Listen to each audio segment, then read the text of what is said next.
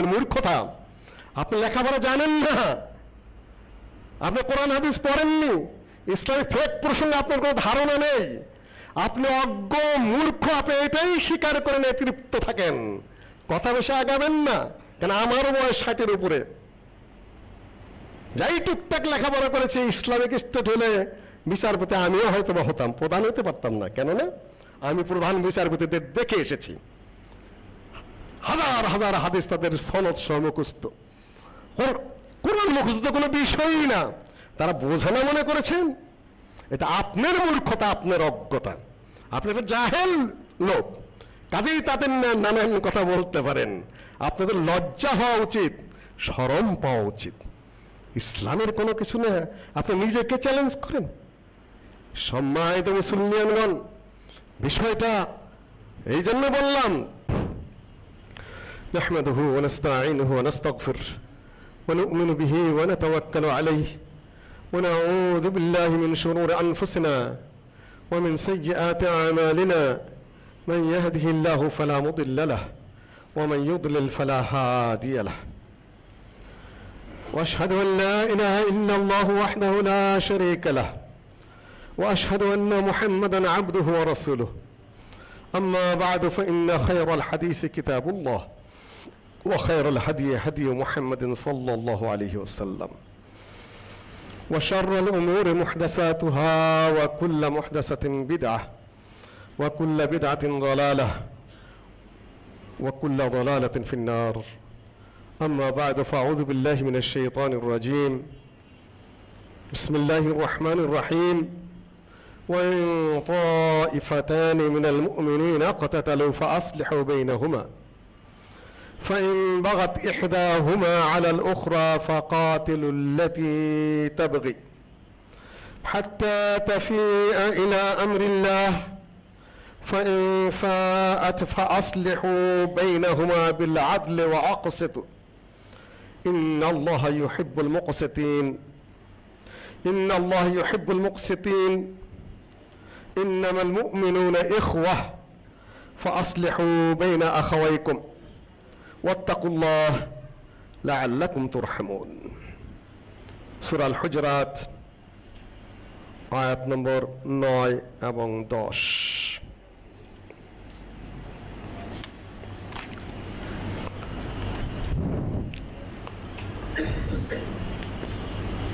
মুহররম মাসে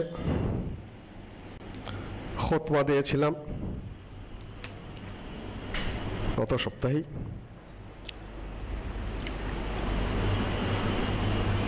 আজকে অন্য একজন খতিবের খুতবা দেওয়ার কথা ছিল, উনি রাস্তায় সমস্যা হওয়ার কারণে পৌঁছতে পারেননি। রাত 12টার পরে আমাকে ফোন দিয়ে বলা হয়েছে কি করা যাবে। আমি এতটাই শারীরিকভাবে অসুস্থ যে কথা বলা তো দূরস্থান, খবর সুস্থির হয়ে দাঁড়িয়েও থাকতে পারছি না, ব্রেন খুব ভালো কাজ করছে না।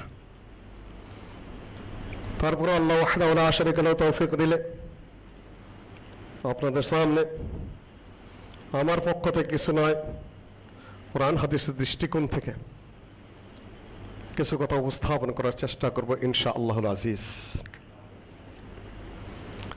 আল্লাহ ওয়াহদাহু লা শারীকা লাহু বলেছেন, ওয়ালা ইয়াযালুনা মুখতালিফিন, মানুষেরা ধারাবাহিকভাবে বিরোধের মধ্যে থাকবে, তর্ক বিতর্ক থাকবে, দ্বিমতের মধ্যে থাকবে। এটা আকীদার দ্বিমত থাকা যাবে না, ইবাদত এক আল্লাহর করতে হবে, এখানে দ্বিমত থাকা যাবে না। বৈষয়িক ব্যাপারে, অ্যাডমিনিস্ট্রেটিভ ব্যাপারে, প্রতিষ্ঠানের পরিচালনার ব্যাপারে দ্বিমত হতেই পারে, এটা মানসিক ব্যাপার ঘটবে। মানুষের সামাজিক আচরণ, মানুষের রাজনৈতিক আচরণ, মানুষের চালচলনের আচরণ, দাবি দেওয়ার আচরণ, দাবি পূরণের আচরণ, এগুলা ভিন্ন হয়। সমাধানের পথ থাকে, ইসলামের কিছু গাইডলাইন রয়েছে, মুসলিমদের জন্য আলোক বর্তিকা রয়েছে। আমি আপনি যে পোস্ট পজিশনে হোল্ড করি না কেন, আমার আপনার কি মূল্য আছে? কিছু মনে করবেন না, আমি কোনো জ্ঞানী মানুষ নই, তারপর একটা পিএইচডি ডিগ্রি আছে, 2-4টা ভাষার সামান্য খোঁজ খবর বার্তা আছে, কিন্তু এই সামান্য অসুস্থতা আমার ব্রেন কাজ করে না। আমি কে?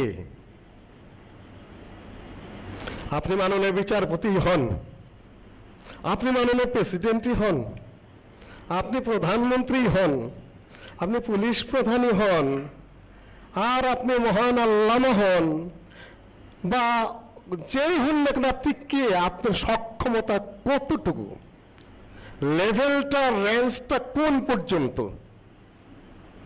চ্যালেঞ্জ কিসের? চ্যালেঞ্জ তো একজনের হাতে, তিনি আল্লাহ, রাসূলের হাতে, যাকে তার পক্ষে পাওয়ার দেওয়া আছে। চ্যালেঞ্জ তো কোরআনে কারীম, চ্যালেঞ্জ তো আল্লাহ নবীর হাদিস। এটা মেনে নিতে আপনাকে দ্বিধান্বিত হওয়ার কোনো অবকাশ নেই, কারণ আপনি মুসলিম, আপনি মুমিন। ভুল আপনার হচ্ছে, এটা মেনে নয় আল্লাহর সামনে আপনার বুদ্ধিমত্তার কাজ, আপনি যেই হন। আমি মুসলিমদের খুতবা দিতে খুব বলিষ্ঠ কণ্ঠে কথা বলছি, আমার ধারণা রাখতেই হবে বক্তব্য শেষে, সুবহানাকা আল্লাহুম্মা ওয়া বিহামদিকা আশহাদু আল্লা ইলাহা ইল্লা আনতা আস্তাগফিরুকা ওয়া আতুবু ইলাইক। আল্লাহ, তোমার জন্য বক্তৃতা করেছি, তোমারই কালাম থেকে, তোমারই রাসূল হাদিস থেকে, তারপরেও বোধহয় আমার ভুল হয়ে গেছে, তুমি ক্ষমা করে দিও। এটা হলো কাফফারাতুল মাজলিস।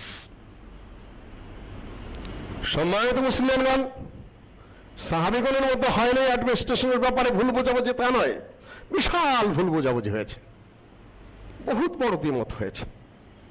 তাবেঈদের যুগে বহুত বড় দ্বিমত হয়েছে, বহুত ভুল বোঝাবুঝি হয়েছে, বহুত রক্তক্ষয় হয়েছে, বহুত সংঘাত হয়েছে, মিটমাটো হয়েছে। একটা পর্যায়ে এসেছে, কেউ আসতে পেরেছে, কেউ আসতে পারেনি। এনে বহু ফেরকাও সৃষ্টি হয়েছে, বহু মতবাদেরও সৃষ্টি হয়েছে, বহু গ্রুপিংয়েরও সৃষ্টি হয়েছে। কিন্তু আহলুস সুন্নাহ ওয়াল জামাআহ তারা একটা ন্যায় নীতির উপর অবস্থান করেছে। নৈতিক দিক থেকে, দালিলিক দিক থেকে, প্রামাণিক দিক থেকে একটা স্ট্যান্ড নিয়ে আছেন চিরজীবনী। এটা হক লাইন।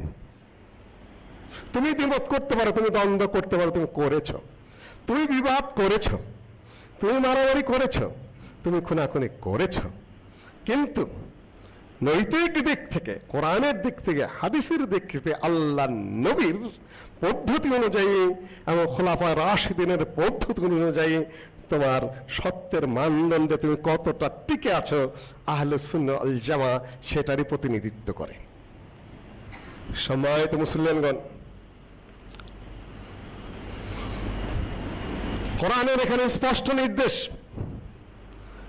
নবী সাল্লাল্লাহু আলাইহি ওয়াসাল্লাম যাচ্ছিলেন, আব্দুল্লাহ ইবনে উবাই, তখন আল্লাহ নবী হিজরত করে পৌঁছেছেন মদিনায়। আব্দুল্লাহ ইবনে উবাই তাকে মদিনাবাসী তাদের নেতা বানিয়ে নেবে, উনি রেডি হয়ে আছেন। সকল দিক থেকে তিনি শ্রেষ্ঠত্বের অধিকারী, চেহারা, সুরত, সব কিছুতে, মাতবরি, পর্দারিতে, কুযুক্তিতে, কুপরামর্শে, মানে আজকালকার জাহিলিয়াত তখনকার জাহিলিয়াত পড়ায় কাছাকাছি, যে যেটাই বলেন না কেন, দুষ্টামিতে, পাইজামিতে, কুবুদ্ধিতে খুব হাই লেভেলে না উঠলে খুব বেশি উপরে ওঠা যায় না। সবচেয়ে বড় মুনাফিক, সবচেয়ে বড় মাতাব্বর আব্দুল্লাহ ইবনে উবাই, আল্লাহ মাফ করুক। মুকুট বানানো হয়েছে তার জন্য, মদিনার লিডারশিপ। ইতিমধ্যে নবী মুহাম্মদকে হিজরত করে পৌঁছে গেছেন, সব লোকজন দৌড়ে নবী মুহাম্মদ সাল্লাল্লাহু আলাইহি ওয়াসাল্লাম, তালাল বাদরু আলাইনা মিন সানিয়াতিল ওয়াদাই ওয়াজাবা শুকরু আলাইনা মা দাআ লিল্লাহি মিন দাই। স্বতঃস্ফূর্তভাবে শিশুরা, বাচ্চারা, বড়রা, ছোটরা, ঝাঁকে ঝাঁকে, আউসরা, খাজরাজরা, কিসের আব্দুল্লাহ ইবনে উবাই, মুহাম্মদ এসেছে মদিনার থেকে, আমরা নেতৃত্ব পেয়ে গেছি। নেতৃত্ব শূন্য, কিছু সংখ্যক মানুষ ছাড়া কেউ নেই। তখন আল্লাহ নবী কেমন মদিনায় পৌঁছেছেন, গাধার পিঠে ছোঁয়ার হয়ে আল্লাহ নবী ওই দিক দিয়ে যাচ্ছেন। আনাস রাদিয়াল্লাহু তাআলা থেকে বর্ণিত হাদিস, মুআতামির বিন সুলাইমান থেকে বর্ণিত। আল্লাহ নবী ওখানে যাচ্ছেন, ওখান থেকে আব্দুল্লাহ ইবনে উবাই খুব মাতবুরি স্টাইলে বলে চলেছেন, লা তুযিনা ফাইন্না ইলাইকা আন্না ফাইন্না হিমারাকা তুযিনি ফাইন্না রিহা হিমারাকা তুযিনি। মুহাম্মদ, তুমি আমার এখান থেকে যেও না, তোমার গাধার গন্ধে আমি অতিষ্ঠ হয়ে যাচ্ছি। একটু স্টাইল আছে তো কথা বলার এক একজনের, একটু মাতবুরি ভাব দেখাইল ওখান থেকে। আসছে বেটা, উনি যাচ্ছেন নবী, যাই হোক না কেন তোমার দৃষ্টিতে আসছে সালাম কালাম করে, আপনি দিদিকে যাচ্ছেন, খেয়াল করবেন না আমি এখানে আছি, আপনার গাধার গন্ধে আমার কষ্ট হয়েছে, আপনি বুঝেন না। ভাব আছে, একটা স্টাইল আছে। ফসাইদা লোকের এবং অহংকারী আজকালকার যুবকেরাও করে কিছু কিছু এগুলা। সাহাবীরা সহ্য করতে পারেনি, সাহাবীরা চিৎকার করে বলেছে, আল্লাহ নবীর গাধার সুগন্ধি তোর মতো আব্দুল্লাহ ইবনে উবাইয়ের চেয়ে অনেক অনেক গুণে ভালো। আল্লাহ নবীর গাধার মর্যাদা তোর আছে বেটা। ও যেভাবে স্টাইল চালিয়েছে এরা হবে সরাসরি, এই তো লেগে গেল দুই দলের মধ্যে হাতাহাতি মারামারি। যাই হোক, তখন ইসলাম ভালোভাবে প্রবেশ করে নাই। ইসলামিক সামাজিক বিধান, সামাজিক রীতিনীতি মুসলিমদের মধ্যে প্রবেশ করে নাই। সামাজিক রীতিনীতি, আদব আখলাক, ওঠা বসা, কথাবার্তা, নীতিবোধ গড়ে উঠতে সামাজিক বহু টাইম লাগে, ওই পর্যায়ে পৌঁছেনি। কিভাবে কথাবার্তা বলতে হবে, জবাব দিতে হবে। তখন এই আয়াতটি নাজিল হয়, সূরা আল হুজুরাতের যে আয়াত তেলাওয়াত করেছে। আরেকটি শান নজুলে ভাবে আছে, এক ব্যক্তি তার বউকে আটকিয়ে রেখেছে, বাপের বাড়ি যেতে দেবে না। আমাদের বক্তারা খুব ওয়াজ করেন, না বুঝে ওয়াজ করেন, কিছু মনে করবেন না।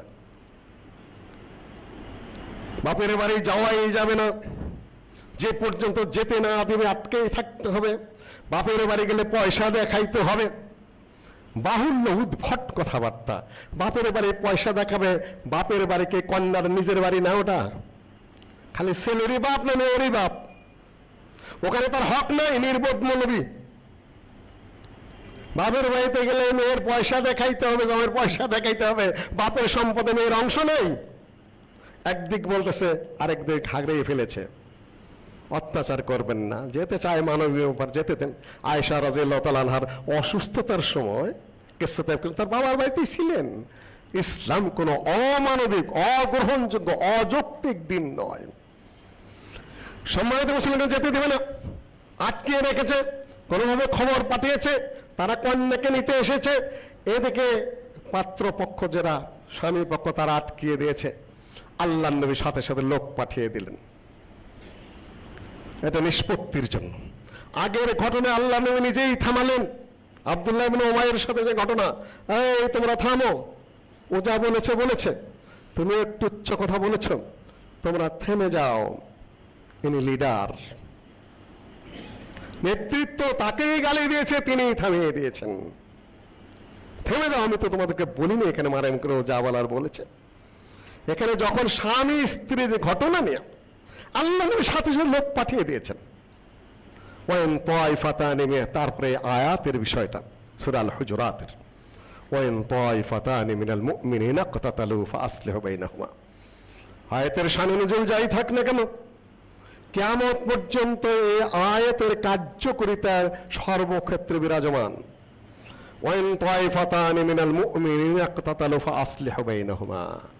মোমেনদের দুই দল যদি মারামারিতে লিপ্ত হয়, সংঘাতে লিপ্ত হয়, সমস্যায় নিপতিত হয় পরস্পরে, ফাআসলিহু বাইনাহুমা, তোমরা সেই দুই দলের মধ্যে আপোষ করে দাও, নিষ্পত্তি করে দাও, সন্ধি করে দাও। ফাআসলিহু বাইনাহুমা ফাইন বাগাত ইহদাহুমা আলাল উখরা, নিষ্পত্তি করতে গিয়েও যদি দেখা যায় একদল ক্ষমতা বেশি দেখাচ্ছে, কথা মানছে না, আক্রমণ চালাচ্ছে, ফাকাতিলু, তাকে প্রতিরোধ করো। যে থামছে না তাকে প্রতিরোধ করো। ফাকাতিলুল্লাতী তাবগী, সীমালঙ্ঘন, এত কিছুর পরে যে সীমালঙ্ঘন, তাকে প্রতিরোধ করো। হাত্তা তাফিয়া ইলা আমরিল্লাহ, আল্লাহর নির্দেশের প্রতি তাকে ফিরে আসতে হবে।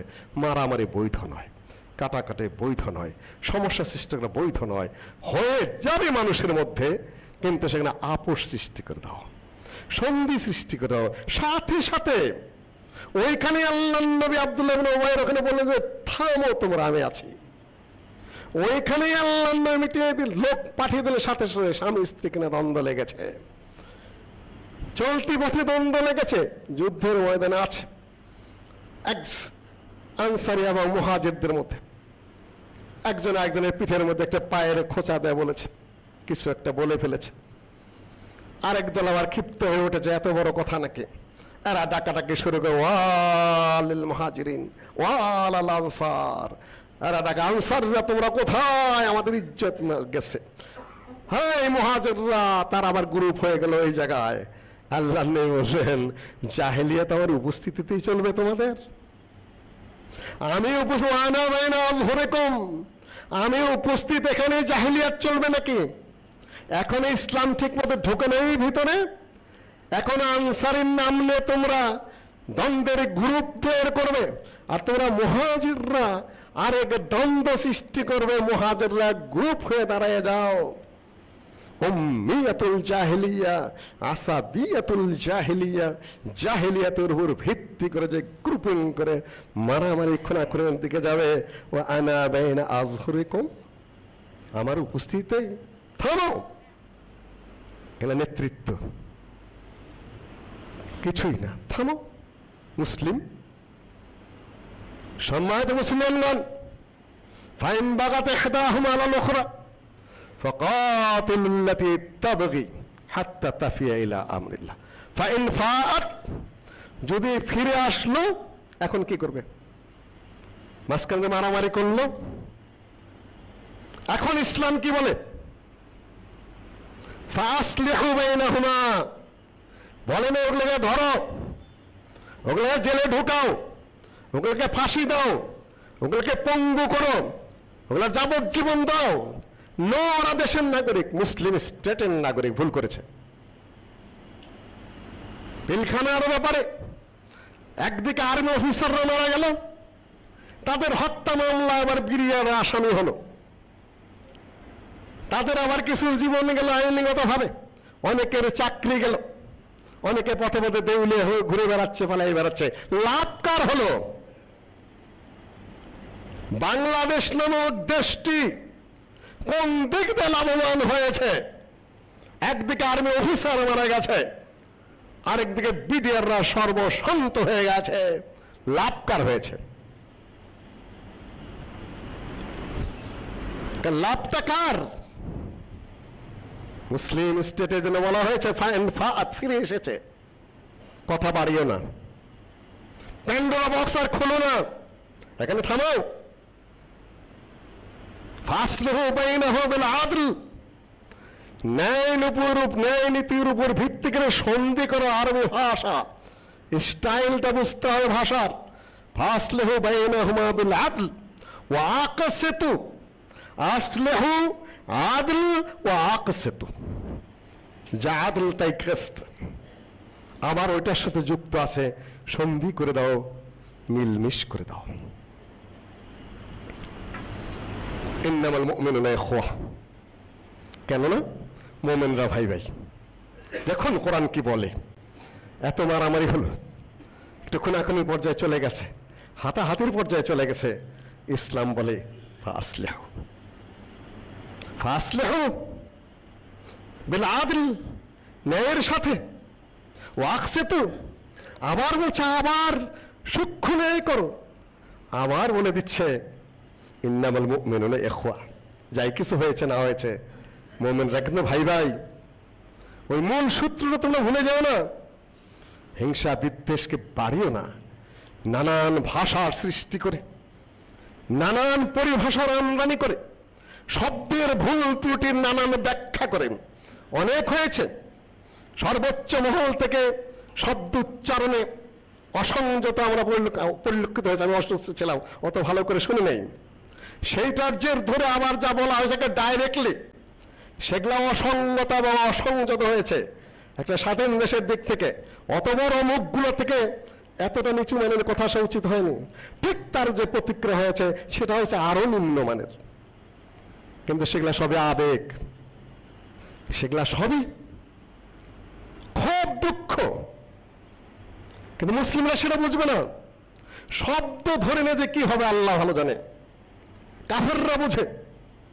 তার দুটা দৃষ্টান্ত দেই, আমাদের অধপতন আর কাফের এবং বেঈমানদের অবস্থা। ভারতের জেএন ইউনিভার্সিটি, জওহরলাল ইউনিভার্সিটির তখন ভিপি কিংবা সেক্রেটারি জেনারেল কানহাইয়া ভারতের পতাকা পুড়িয়েছিল উন্মুক্ত ময়দানে। ভারতের পতাকা পুড়িয়েছে সে, কেননা জায়গায় জায়গায় কাশ্মীরের মুসলিমদের অত্যাচারের প্রতিবাদে, কিন্তু হিন্দু কানহাইয়া। ভারতের পতাকা পোড়ানোর পরে সরকার চিন্তা করলো পাইছে এবার রাষ্ট্রদ্রোহী মামলা দিয়ে দিলাম হাইকোর্টে। হাইকোর্ট তাকে জামিন দিয়ে দিয়েছিল যে ও ভারতের পতাকা পোড়ায়নি, ওটা একটা সিম্বলিক কাজ করেছে সে। অর্থাৎ সে বুঝিয়েছে ভারতের এই ধর্মনিরপেক্ষতার পতাকা হাতে নিয়ে যারা ক্ষমতায় থাকো তাদের জন্য অহিন্দুকে অত্যাচার করা বৈধ নয়। এই জন্য সে পতাকা পুড়িয়েছে। সে মূলত ভারতের পতাকা পুড়ায়নি, যারা পতাকাধারী রাষ্ট্রীয় শাসক তাদেরকে পুড়িয়েছে। কোর্টের এই জ্ঞানটুকু আছে ভারতের, তারা ক্ষোভটা বুঝতে পেরেছে, শব্দার্থে নেয় নেই তারা। দুদিন আগে রিগানকে গুলি, আমেরিকার ট্রাম্পকে গুলি করেছে। আমাদের মতো মুসলিম দেশ হলে বাইডেনের 14 গোষ্ঠী উদ্ধার করে ফেলে কি যে করে ফেলতো। ক্ষমতায় আছে, ক্ষমতায় না থাকলে কি পুরে মামলা হতো, কখনো তো না। তারা সূক্ষ্মভাবে ইরানের দিকে ইশারা করেছে, আর যে গুলি করেছে তাকে একটা কথা বলিয়ে নিয়েছে না, সেই বলেছে আমি বাইডেনকেও দেখতে পারি না, আমি ট্রাম্পকেও দেখতে পারি না। তারা বুঝে চলে। সম্মানিত মুসলমানগণ, ইসলাম আপনাকে পথ দিতে ভুল করেনি, কেন ইসলাম মানুষের জন্য এসেছে। জেনে দেখো, ওরা ভ্রাতৃঘাতী সংঘাত বাদ দিয়ে জাতীয় পর্যায়ে এক হয়ে যায়। ওরাও একজন সাবেক প্রেসিডেন্টকে গুলি করা সত্ত্বেও মামলা বাড়তেছে না। সেখানে ট্রাম্পও গুলি খাওয়ার পরে আমি ভালো আছি। সাহসী বীর পুরুষ, শেখ সাহেব বুক পেতে দেওয়ার মতো মানুষ, জিয়াউর রহমানও তাই। আর আমরা খালি কান্নাকাটি করি, ভয় ভয় করার মহাবীর আমরা। পার্থক্য প্রচুর রয়েছে। ওরা খ্রিস্টান হলে কেবল গুলি খাওয়ার পরে ওই নিচের থেকে বলছে আমি ভালো আছি। ও ক্যাপ্টেন মাই ক্যাপ্টেন পড়েছিলাম বহুত আগের কবিতা, আব্রাহাম লিঙ্কনকে নিয়ে লেখা। সম্মানিত মুসলমানগণ, আলী রাদিয়াল্লাহু তাআলা আনহুকে নিহত করা হয়েছে। প্যাও প্যাও ভ্যাও ভ্যাও করেননি ওখানে বসে, সোজা বলে দিয়েছেন। আব্দুর রহমান বিন মুলজামকে ধরা হয়েছে, উনি ওখান থেকে ওসিয়ত করে দিয়ে গেছেন। বলে সবাই বলল আপনার পুত্রদেরকে বানিয়ে যান, হাসানকে দিবেন না ক্ষমতা, হোসেনকে দেবেন, হাসানকে দিয়ে যান। যে আল্লাহর নবী যেহেতু কাউকে ক্ষমতা দিয়ে যায়নি খেলাফতের, আমি হাসানকে দিয়ে যাব না। দিলে আমি দিয়ে যেতে পারি, না জায়েজ না, কিন্তু আমি দিব না। আলী রাদিয়াল্লাহু তাআলার বক্তব্য লিপিবদ্ধ রয়েছে। শিয়ারা যেগুলা বাড়িয়ে বলে এগুলা সব বাহুল্য কথাবার্তা। আলী রাদিয়াল্লাহু তাআলা নিজের পুত্রদেরকে কিছুই দিয়ে যাননি। এটা জনগণের উপর ছেড়ে দিয়ে গেলাম, কাকে দেবে তারাই ভালো জানে। আলী রাদিয়াল্লাহু তাআলার সাথে চিরজীবনে খারিজিরা যুদ্ধ করেছে, রক্তক্ষয়ী সংঘর্ষ মাঠে ময়দানে। আবার যখন আজান হয়ে গেছে, ওই খারিজিরা এসে আবার আলী রাদিয়াল্লাহু তাআলার পিছনে না সালাত আদায় করেছে। আলী রাদিয়াল্লাহু তাআলার বাহিনীর কাছে ওরা অ্যারেস্ট হয়েছে, বারবার পরাজিত হয়েছে। কি করবো, লা ইলাহা ইল্লাল্লাহ বলে আবার যুদ্ধ করে। এখন তাদেরকে কাফের হুকুমে মেনে ফেলতে পারেন না, মালামালগুলা গনিমত হিসেবে বন্টনও করতে পারেন না। আবার মাঠে তারই বিরুদ্ধে অস্ত্র যুদ্ধ করে, যুদ্ধ করা ছাড়া পথও নাই। কি ধরনের সঙ্গীন মুহূর্ত। তারপরেও আলী রাদিয়াল্লাহু তাআলা বারবার ইবনে আব্বাস রাদিয়াল্লাহু তাআলাকে পাঠাতেন, অমুককে পাঠাতেন, ওদেরকে একটু বুঝাও, ওদেরকে ইসলাম প্রসঙ্গে জ্ঞান দান করো, ওদেরকে অস্ত্র রহিত করতে বলো। প্রশ্ন করা হলো আলী রাদিয়াল্লাহু তাআলাকে, কেন এদেরকে আপনি কেন কাফের হুকুম দিচ্ছেন না? এদের মেয়েগুলাকে কেন আপনি এই যুদ্ধবন্দি করছেন না? মালগুলাকে গনিমত হিসেবে কেন বন্টন করছেন না? বলছে ওই হুকুম আমার কাছে তো নাই, আমার সহ্য করে যেতে হবে, শুধু পরিবেশ মোকাবেলা করে যেতে হবে। শরীয়তের সীমা আমি ডিঙ্গাতে পারছি না, আর আমি এমন সিদ্ধান্ত নিতে পারছি না যে আমার জন্য কারো অতিরিক্ত রক্তপাত ঘটুক। যা ঘটছে এটাই তো অনেক বড় বিষয়, ভয়ঙ্কর বিষয়। ওসমান রাদিয়াল্লাহু তাআলা আমাকে 40 দিন ঘেরাও করে রাখা হলো। আলী রাদিয়াল্লাহু তাআলা বারবার লোক পাঠাচ্ছেন, আপনি খলিফাতুল মুসলিমিন, আপনি খালি নির্দেশ দেন, এই মুহূর্তে আমরা বিদ্রোহীদেরকে মেরে সাফ করে দেব। হাসান এগিয়ে গেছেন, হোসাইন একটু রাদিয়াল্লাহু তাআলা পিছিয়ে ছিলেন। তিনি বললেন যে আমার জীবন বাঁচানোর জন্য এতগুলা জীবন তোমরা মারবে? আমি কাল রাতে স্বপ্নে দেখেছি যে আমি নবী সাল্লাল্লাহু আলাইহি ওয়াসাল্লামের সাথে ইফতার করতেছি। আমার জন্য তোমাদের চিন্তা করতে হবে না, পরবর্তী চিন্তা করো। মৃত্যুর আগ মুহূর্তে আমাকে উদ্ধার করার জন্য মুসলিম যারা আসছে তারা মুসলিম নামধারী, যে কোনো ধরনের হোক, লা ইলাহা ইল্লাল্লাহ পড়া মানুষ, তো তার রক্ত আমি কি করে ঝরিয়ে যাবো এই পৃথিবীর বুক থেকে? সহ্য করতে হয়, সহ্য করতে হয়, নিয়ন্ত্রণ করতে হয়। দুইটারই বৈধতা আছে। প্রয়োজনে নিয়ন্ত্রণ করতে হয়, প্রয়োজনে অস্ত্রও ধরতে হয়, প্রয়োজনে সহ্যও করতে হয়। আকুল কওলি আস্তাগফিরুল্লাহ লাকুম আজমাইন।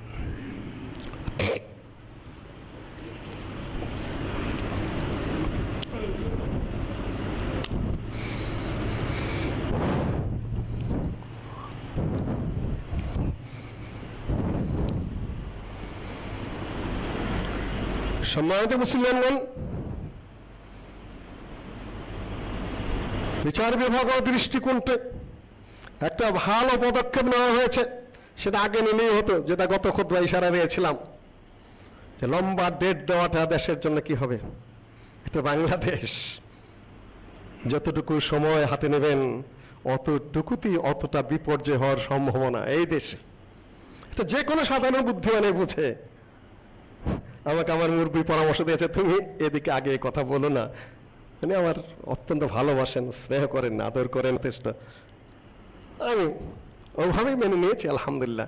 কিন্তু আমি যে বুঝতে পেরেছি সাধারণ বুদ্ধিতে যে কয়টা দিন বাড়িয়ে দিয়েছেন ডেট, স্টে অর্ডার, অতটাই মারামারি, খুনাখুনি, রক্তপাত এ দেশে বাংলাদেশ এটাই হয়। তত্ত্বাবধায়ক সরকার নিয়ে বিচার বিভাগ যা করেছে, যত রাজনৈতিক খুন এক অর্ডারে, অর্ডার বৈধ সংবিধান অনুযায়ী। সংবিধানে তত্ত্বাবধায়ক সরকার নেই, ওটা সবাই জানে। বিচার বিভাগ থেকে ঘোষণা দিলেও যা, না দিলেও তা। বিশেষ প্রেক্ষাপটে ঘোষেছিল, কিন্তু তার প্রেক্ষাপটটা কি হলো, একটা লেজুরও লাগাই দিয়েছিলেন, আরো 2 সরকার চলতে পারে। এখন পর্যন্ত যত রাজনৈতিক মারামারি, হানাহানি, খুনাখুনি আরো যতদিন চলবে, তৎকালীন বিচারপতি তার একটা করে সোয়াব পাইতেই থাকবেন। এখনো যে একটা করে দিন যে যাচ্ছে আর যে করে রক্তপাত হচ্ছে, সোয়াব পাইতে থাকবেন।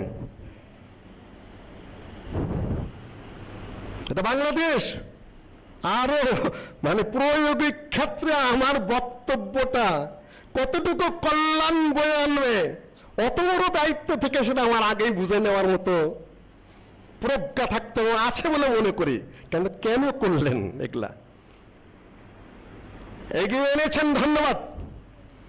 আরো যদি স্পেশাল কোর্ট বসাতে পারতেন, গতকাল বিকালে এটা নিয়ম আছে, দেশের সঙ্গীন মুহূর্তে বিশেষ কারণে সুপ্রিম কোর্ট বা অ্যাপিলেট ডিভিশন স্পেশাল বেঞ্চ বসাতে পারে, কোনো সমস্যা ছিল না। যেটুকু আগে এনেছেন ধন্যবাদ, কিছু রক্তপাত কমবে। এটা আমি অ্যাটর্নি সাহেবকে, তার বক্তব্য আমার বেশ কিছু আমি যা শুনছি তার তো একটু স্পষ্ট সবার চাইতে। সম্মানিত মুসলমানগণ, এটা ডাইরেক্ট যেতে হয়ে গেলে আল্লাহ নবী ডাইরেক্ট অ্যাকশনে গেছেন এই সকল জায়গায়, এখানে দেরি করা যায় না। সবকিছু থেকে নর্মাল ভাবে ওই বিচারিক কায়দার ভাষা প্রয়োগ করে এগোনো যায়, সব জায়গাতে এক নিয়ম চলে না। সম্মানিত মুসলমানগণ, ইসলামের নিয়ত পদ্ধতি, তবে আশা করি কালকের মধ্যে, রবিবারের মধ্যে এমন আসলে কিন্তু ভিতরে কিন্তু তেমন সমস্যাটা না।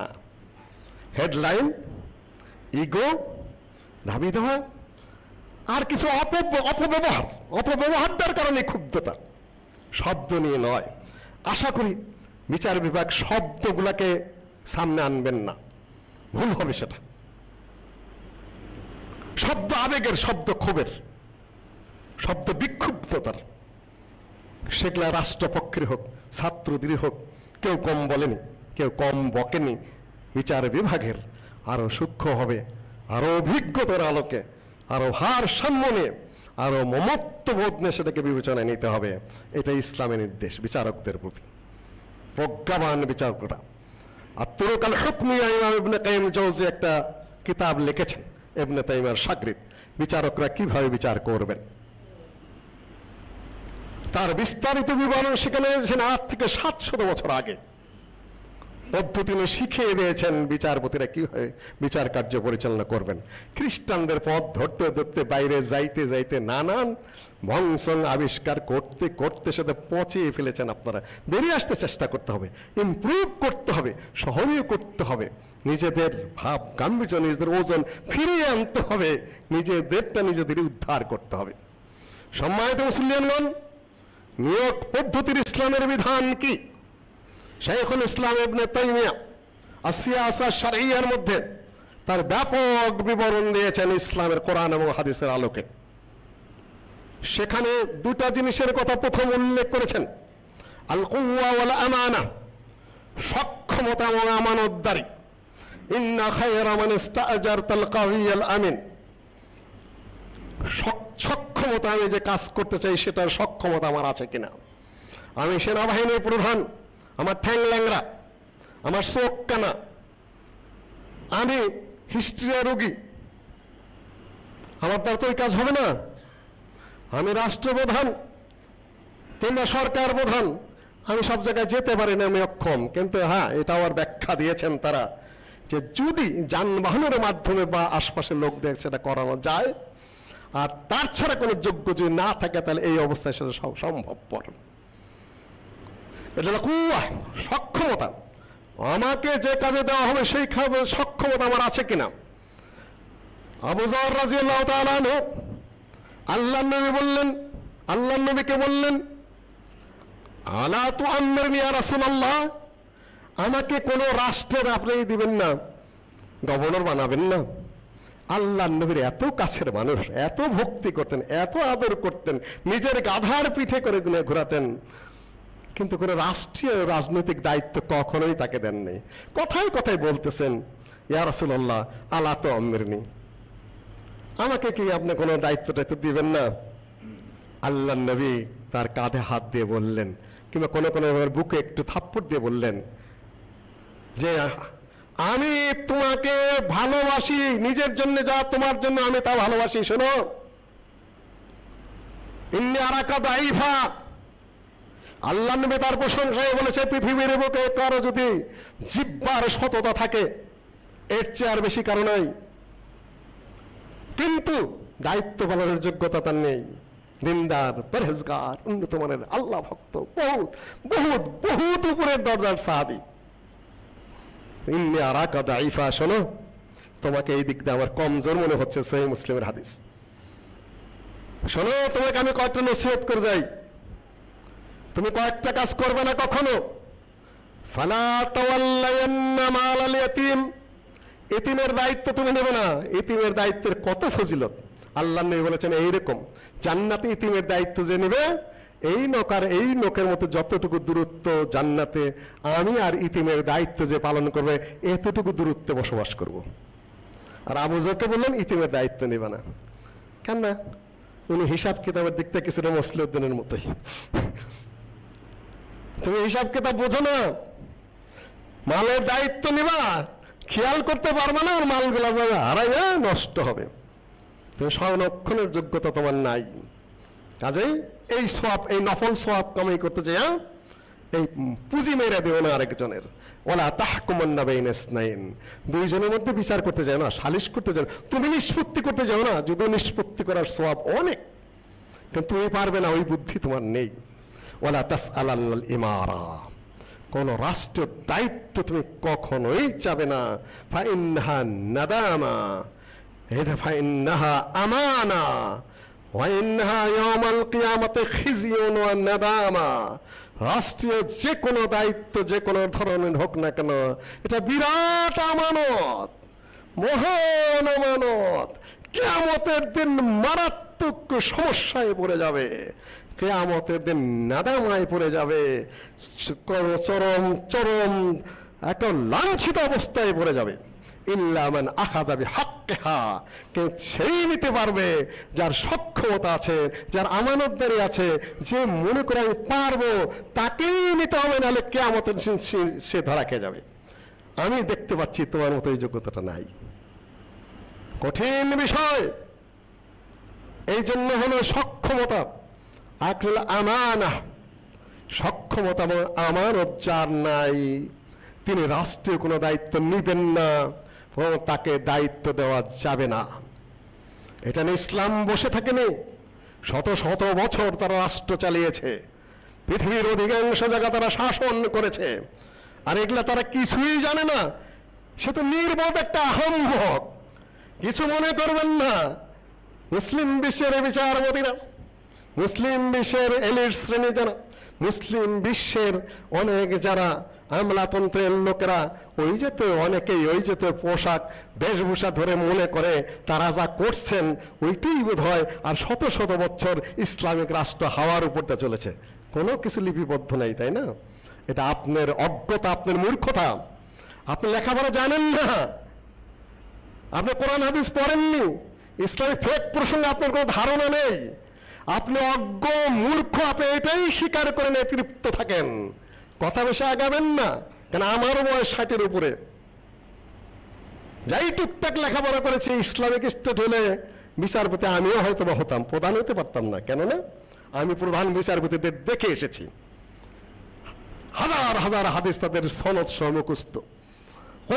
কোরআন মুখস্থ কোনো বিষয়ই না, তারা বোঝে না মনে করেছেন। এটা আপনার মূর্খতা, আপনার অজ্ঞতা, আপনি একটা জাহেল লোক, কাজেই তাদের নানান কথা বলতে পারেন। আপনাদের লজ্জা হওয়া উচিত, শরম পাওয়া উচিত। ইসলামের কোনো কিছু না, আপনি নিজেকে চ্যালেঞ্জ করেন। সম্মানিত মুসলমানগণ, বিষয়টা এই জন্য বললাম, আমার চেয়ে তো আরো অনেক বড় বড় মানুষ আছে, আপনি পোস্টে আছেন বলেই ক্যাটদানি করবেন? সংযত হন, সব সবার চোখের সামনে আছে, কোনটাই আড়ালে নয়। আমরা রাষ্ট্রের জন্য ভালো চাই, দেশের জন্য ভালো চাই, জাতির জন্য ভালো চাই। আপনার সক্ষমতা আছে কিনা, আপনার আমানতদের বা সততা আছে কিনা, ন্যায় নীতি বোধ আছে কিনা। এই দেশের বিচারপতিদের সুনাম ছিল এক সময়, চ্যালেঞ্জ করে রাষ্ট্রের বিরুদ্ধে তারা দাঁড়িয়ে পড়তে পারত। এই দেশের 2 সাবেক প্রধানমন্ত্রীকে শাসিয়েছেন আগের বিচারপতিরা, 2 জনকে নোটিশ দিয়েছিলেন, আমার মনে আছে, আমরা তখন ছোট মানুষ। ওনাকেও বলেছিলেন, এনাকেও বলেছিলেন, সেই বিচারপতিদেরকে আমরা দেখেছি, নতুন কিছু নয়। পাকিস্তানের বিচারপতিরা দৈনিক প্রধানমন্ত্রীকে আটকিয়ে দেখছে, প্রেসিডেন্টকে আটকিয়ে দিচ্ছে। ভারতের কোন নেতা জেল খাটে নাই, বর্তমান যারা আছে তাদের হাতেই। কাজেই আমরা ওটা বলবো না, যাকে যথাযথ সম্মান দিন সেটা অন্য কথা, কিন্তু সামনে কি হবে? শুধু এই পোস্ট নয়, প্রশাসনিক পোস্ট। হাদিসে এসেছে, হাদিস শুনে নিন, হাকিম হাদিস এসেছে, অন্যান্য জায়গায় হাদিস এসেছে, যিনি নিয়োগের দায়িত্বে আছেন তিনি যদি যোগ্য, ফাওয়াইয়াজিদু মান হুয়া আসলাহ, যাকে নিয়োগ দিচ্ছেন তার চেয়ে যোগ্য লোক যদি এখানে থাকে, ওই অতিরিক্ত যোগ্যকে বাদ দিয়ে যদি তার চেয়ে স্বল্প যোগ্য লোককে নিয়োগ দেন, ফাকাদ খানাল্লাহ ওয়া রাসূলাহু ওয়াল মুমিনিন, আল্লাহর সাথে খেয়ানত করলো, রাসূলের সাথে খেয়ানত করলো, গোটা মুমিন জাতির সাথে খেয়ানত করলো। কেন পোস্টটা কোনো ছোটখাটো বিষয় নয়, ওটা খুবই একটা দায়িত্বশীল জায়গায় এসে পড়ছে, রাষ্ট্রীয় দায়িত্ব। সম্মানিত মুসলমানগণ, ফাকাদ খানাল্লাহ ওয়া রাসূলাহু, কিছু কিছু বিষয় রয়েই তো গেছে, ওটা অবকাশ আগেও ছিল, এখনো আছে, যেটা সংবিধানে আছে 29 নম্বরে, যথাযোগ্যভাবেই আছে। সংবিধানের বহু জায়গায় এতই চমৎকার, মানুষের অধিকার নিয়ে যা কথা আছে, মৌলিক অধিকার নিয়ে যা কথা আছে, নিয়োগ নিয়ে যা কথা আছে, সারা পৃথিবীর সংবিধানে ভালোর উপর ভিত্তি করেই হয়। চমৎকার চমৎকার বিষয় আসে, কিন্তু বিষয়টা হলো অপপ্রয়োগের। ছাত্ররা কি জন্য করেছে? অপপ্রয়োগের বিরুদ্ধে। ওই কোটা মোটা কিছু না, কোটা যা আছে ওটা ঘুরা ফিরা যা হয় তার সাথে কমই প্রয়োগ হচ্ছে। অপপ্রয়োগ তারা বরদাস্ত করতে পারছে না। যেখানে যারা আছেন তারা ওটাকে অপপ্রয়োগ করেন। সর্বত্র এটি হয়, আগেও হয়েছে, নতুন হচ্ছে তা না, সর্বত্র এই ধরনের হয়েছে। এক সরকারকে দোষ দিয়ে লাভ নেই, এটা আমাদের ট্র্যাডিশন, এটা আমাদের নৈতিকতার অধঃপতন আগেও ছিল, এখন আছে। তাই বলে যে ভালো নিয়োগ হয় না তা নয়, পাইকারি দোষ দেওয়া চলবে না, ভুল সমান্যই হয়। ইউনিভার্সিটি কিছু কিছু ভুল নিয়োগ দেওয়া হয় না তা আমি বলবো না, ভুল নিয়োগ দেওয়া হচ্ছে, কিন্তু অধিকাংশই কি হচ্ছে না। আপনি যদি বলেন যে শিক্ষক নিয়োগের ক্ষেত্রে যেটা স্কুল কলেজে যে নিয়োগ স্বচ্ছতার উপরে, অনেকটাই স্বচ্ছতার উপরে হয়েছে, নাহলে অনেকেই চাকরি পেতেন না, অনেকটাই হয়েছে। বিসিএসে গিয়ে একেবারে ভয়ঙ্কর পোস্টগুলা, ওগুলোর মধ্যে তারা সমস্যা দেখছে। বিষয়টা সমাধান করা যেত খুব সহজে, আসলাহ খুব সহজে নিয়ন্ত্রণ করা যেত। সরকারি দিক থেকে কেউ, বিচার বিভাগ থেকে কেউ, ছাত্ররা কেউ, বাবারা আসো কি কও শুনি। লিঙ্গারিং হতে হতে একটা স্বাধীন আসতে দেখুন সব কিছু স্তব্ধ, রাস্তাঘাট পথ, রাত্রে ফুট ফুট ফুট ফুট ফুটতেছে, ওখানে মরতেছে, এখানে মারতেছে, ওখানে পড়তেছে, কত ছাত্রছাত্রী কোন জায়গায় আটকা পড়ে আছে, সব দলেরই মারা যাচ্ছে চতুর্দিক থেকে, পুলিশ ও গুলি করতেছে, এরাও আবার যেখানে পড়ে সেখানে মারতেছে। গোটা জাতির লাভবান কে হলো? Who is the beneficiary? বিচার বিভাগ লাভ করলেন না সরকারের লাভ হলো, না ছাত্রদের লাভ হলো, না বিরোধী দলের লাভ হলো? লাভবান কে হলো? পিলখানে নিয়ে আমি প্রশ্ন তুলেছি, লাভবান কে?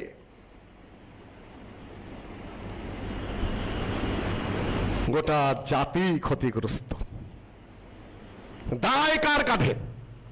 আমি সেটা নিরূপণ করতে যাব না এই খুতবার মাঠ থেকে।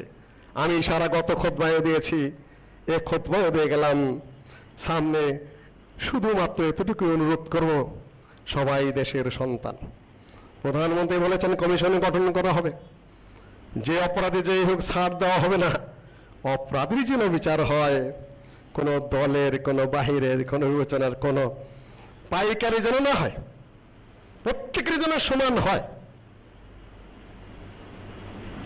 মারা গেছে যারা সবাই দেশের নাগরিক, তোমরা শুধু তোমাদের জানাজা পড়বে, ওদের জানাজায় যাবে না, ওদের জানাজায় শুধু ওরা সামিল হবে, তোমরা যাবে না।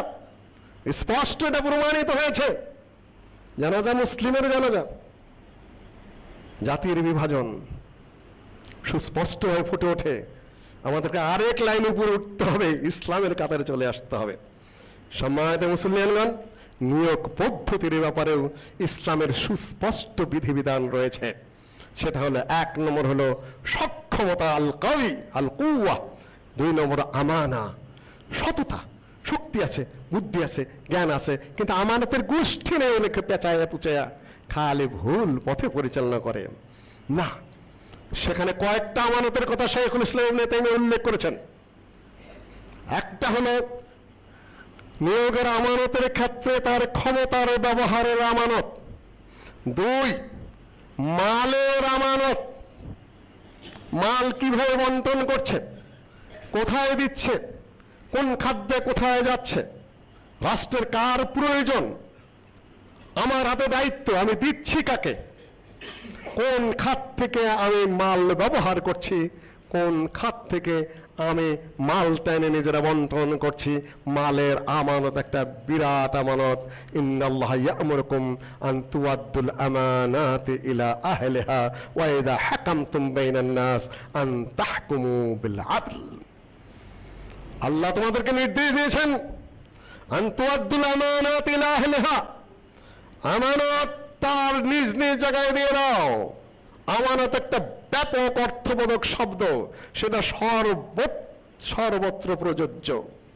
প্রত্যেকটা মানুষের নিজের, তার ব্যক্তিগতভাবে, তার পারিবারিকভাবে, তার সন্তানের জন্য, তার জাতির জন্য যে দায়িত্ব বসে আছেন সেখানকার জন্য সর্বত্র। আলা কুল্লুকুম রাইন ওয়া কুল্লুকুম মাসউলুন আন রাইয়াতিহি ফাল ইমামু রাইন। জেনে দেখো তোমরা প্রত্যেকেই দায়িত্বশীল, প্রত্যেকেই তার দায়িত্ব প্রসঙ্গে জিজ্ঞাসিত হবে। রাষ্ট্রের যিনি সর্বপ্রধান কর্মকর্তা তিনি গোটা জাতির দায়িত্বশীল, কোনো দলের নয়, কোনো ব্যক্তির নয়, কোনো গ্রুপিং এর নয়, তিনি সর্বোচ্চ, যত সর্বোচ্চ তিনি সবার দায়িত্বশীল। নামতে নামতে নামতে হাদিসে নেমে গেছে, বাসার কৃত দাস পর্যন্ত নেমে গেছে, তার দায়িত্ব স্বল্প কিন্তু তাকেও জবাব দিতে হবে। আম্মাস্তারআহুম, হাদিসে বলেছে যাকে যে কাজের দায়িত্ব দেওয়া হয়েছিল কিয়ামতের দিন তাকে সেটা জিজ্ঞাসা করা হবে এবং তাকে সে জবাব দিতে হবে। সম্মানিত মুসলমানগণ, আমরা এই দেশের জন্য এখন দোয়া করব, কোনো দলের জন্য না, কোনো পক্ষ না বিপক্ষ না। ন্যায় দাবিগুলো যথাযথভাবে মেনে নেওয়া হোক, যত দ্রুত সম্ভব নিষ্পত্তির দিকে যাওয়া হোক, অস্থিতিশীল পরিস্থিতিটাকে স্থিতিশীলের মধ্যে ফিরে আসুক, রাষ্ট্র সাংবিধানিকভাবে এবং যথাযথ কায়দায় সম্মুখের দিকে এগিয়ে যাক। বহু ছাত্রছাত্রী বহু জায়গায় আটকা পড়ে আছে, বহু বাবা মার সন্তান কোথায় কোথায় আছে কেউ জানে না, খবরও দিতে পারতেছে না। ইউনিভার্সিটি অমুক জায়গায় আমি আটকা পড়ে আছি, অমুক বাড়িতে আমি আশ্রিত আছি, উদ্ধার কে করবে? আমার দেশের পুলিশেরা যথেষ্ট ধৈর্য করে, আমি দেখেছি বেশ কিছু অন্যায় করেছে, তারা সরাসরি গুলিটুলি করেছে, কিন্তু ধৈর্যের পরিচয় কম দেয়নি। খালি একদিকে বললে তো হবে না, যথেষ্ট চেষ্টা করেছে। যারা ভুল করেছে তারা ভুলই করেছে, এক লাইনেই থাকা দরকার ছিল।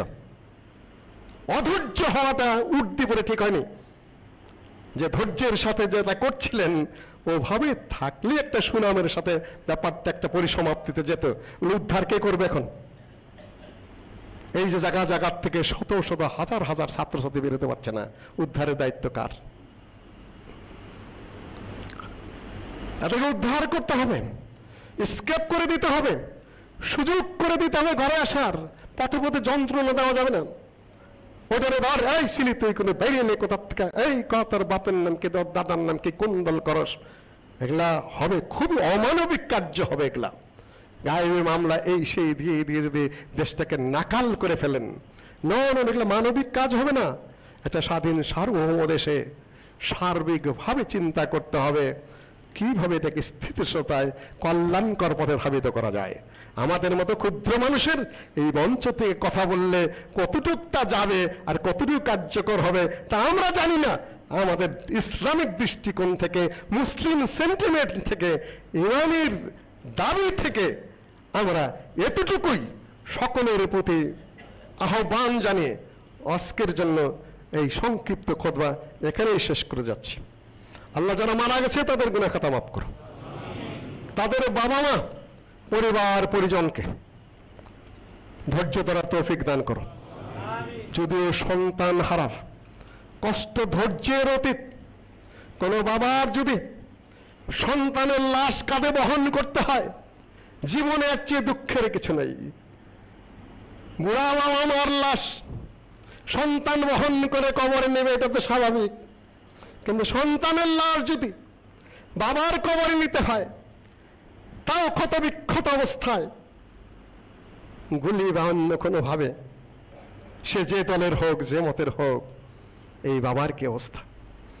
সরকার আশ্বাস দিয়েছেন ক্ষতিপূরণ দেবেন, সেটা ভালো একটা ঘোষণা। কিন্তু উল্টা প্রশ্ন যদি করা হয়, আপনার জীবনটা নিয়ে নেই, আপনাকে আমরা কিছু চান্দা তুলে ক্ষতিপূরণ দেবনি, উল্টা প্রশ্নটা ভালো লাগবে? ভালো লাগবে না। এই জন্য আরো কঠিন প্রোটেকশন হওয়া দরকার ছিল। ক্ষতিপূরণের মানবিক কথা ঘোষণা করেছেন, আলহামদুলিল্লাহ, স্বাগত জানাই। কিন্তু এটা যদি ট্রেডিশন হয়ে যায়, মরবে আল মরবে ক্ষতিপূরণ দেব। আলী রাদিয়াল্লাহু তাআলা ভাষণে বলেছিলেন ছেলেদেরকে, একটা জীবজন্তু যেন অন্যভাবে মারা না যায়। ওমর রাদিয়াল্লাহু তাআলা বলেছিলেন, ফুরাত নদীর তীরে যদি অন্যভাবে একটা কুকুরও মারা যায়, কিয়ামতের দিন আল্লাহ ওটার উপর আমাকে জিজ্ঞাসা করবেন। আরো সতর্ক হতে হবে রাষ্ট্রযন্ত্রকে, বিচার বিভাগকে আরো ইমপ্রুভ করতে হবে, পুলিশ বিভাগকে আরো ধৈর্যের দিকে যেতে হবে। যেখানে যেখানে প্রশ্ন ওঠে কত সহজভাবে সেটা নিয়ন্ত্রণ করা যায়, রাষ্ট্রকে সেই পথে হাঁটতে হবে। মা খুইয়েরা বাইনে স্নাইন ইল্লাহ তারায়ে সারাহবা, আল্লাহর নবীকে যখন দুইটা পথ দেখান হলো আল্লাহর পক্ষ থেকে, দুটাই বৈধ। আল্লাহর নবী ধরতেন সবচেয়ে সহজ কোনটা, সবচেয়ে কল্যাণকর কোনটা, সবচেয়ে ডাইরেক্ট ফায়দা কোনটা দেবে, আল্লাহ নবী সেইটা গ্রহণ করতেন। এবং আল্লাহ নবী বলতেন সহজটা ধরো, সহজটা ধরো, সহজটা ধরো, জটিল করো না যদি তোমাদের হাতে সুযোগ থাকে। সকলের প্রতি আল্লাহর পক্ষ থেকে, রাসূলের পক্ষ থেকে, ইসলামের পক্ষ থেকে আমাদের এই সংক্ষিপ্ত বার্তা আর ধৈর্য ধারণ। এই পটকা পটকা পড়ছে, এই যে দৌড়াদৌড়ি কোনো রকম বেড়ে এসেছে এই থেকে এই পর্যন্ত, বিপর্যস্তকর অবস্থা, সারা রাত ফুটফুট চলতেছে, এক যুদ্ধকালীন পরিস্থিতি মনে হইতেছে। সকলকে আল্লাহ শুভবুদ্ধির উদয় করে দাও, সহজ পথে হাঁটার সুযোগ দাও, রাষ্ট্র হিসাবে চলুক। আল্লাহ তুমি আমাদেরকে সেই তৌফিক দান করো। আল্লাহুম্মা আনসুর মান নাসারা দীনা মুহাম্মাদিন সাল্লাল্লাহু আলাইহি ওয়াসাল্লাম ওয়াজআলনা মিনহুম واخذل من خذل دين محمد صلى الله عليه وسلم ولا تجعلنا منهم اللهم شتت شملهم اللهم دمر ديرهم اللهم خرب بنيانهم عباد الله رحمكم الله إن الله يأمر بالعدل والإحسان وإيتاء ذي القربى وينهى عن الفحشاء والمنكر والبغي يعظكم لعلكم تذكرون ولذكر الله تعالى أعلى وعز وجل وتم وهم أكبر.